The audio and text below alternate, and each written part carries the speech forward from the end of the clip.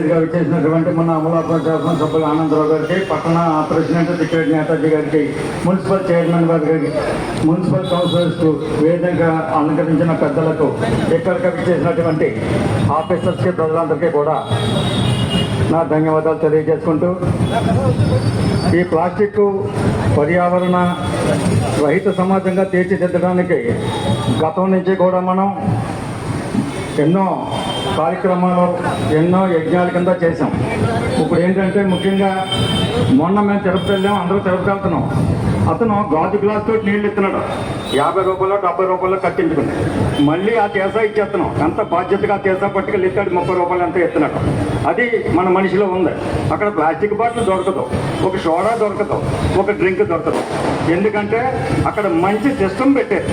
అలాగే మనకి ఫ్యాక్టరీలో తయారైన, ఇక్కడికి వచ్చిన, అడ్డదారిలో వచ్చిన అది తీసుకోకూడదు, కొనకూడదు. అందులో టీ పోస్తే అది క్యాన్సర్ వస్తుంది. ఆ ప్లాస్టిక్లో వేసుకుంటే పదార్థం రుచి మారిపోతుంది. అందుచేత ఇలాగ ఈ ప్లాస్టిక్ వాడటంలో ఏంటో, దానివల్ల వచ్చే అపకారం ఏంటో మనందరికీ తెలుసు.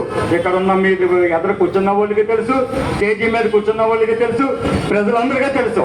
ఇదంతా మనం యజ్ఞంగా ప్రకటించుకుని మనగా మారి మనమే గుడ్డ సంచులు చేతితోటి పట్టుకుని వెళ్ళి మనం గుడ్డ సంచులు కొనుక్కోవాలి.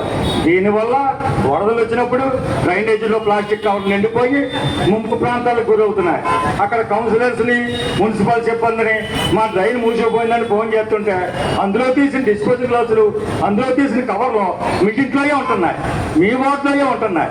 అందుచేత స్వచ్ఛ ఆంధ్రప్రదేశ్, స్వచ్ఛ భారత్, స్వచ్ఛ వార్డు, స్వచ్ఛ అమలాపురం కింద తీర్చిదిద్దడానికి మనంతా కృషి చేద్దామని తెలియజేసుకుంటూ, నాకు ఈ అవకాశం ఇచ్చిన పెద్దలందరికీ ధన్యవాదాలు తెలియజేసుకుంటూ సెలవు తీసుకుంటున్నాను. జై హింద్.